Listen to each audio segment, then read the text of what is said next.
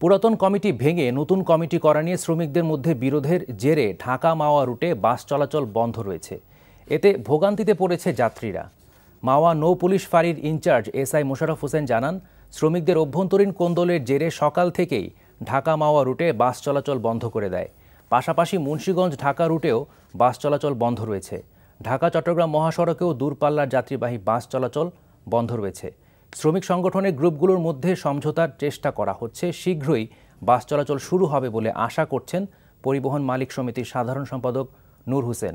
গতকাল 494 নম্বর শ্রমিক সংগঠনের অফিসে সাধারণ সম্পাদক বাবুলের সাথে অন্য গ্রুপের মধ্যে কথা কাটাকাটির পর অফিসে তালা দেয়া হয়।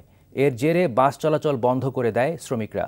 এদিকে রাজধানীর গুলিস্তানে গতকাল শ্রমিক নেতার অফিস ভাঙচুরের প্রতিবাদে ঢাকা নারায়ণগঞ্জ ও ঢাকা মাওয়া রুটে বাস চলাচল বন্ধ রয়েছে। এতে দুর্ভোগে পড়েছে যাত্রীরা।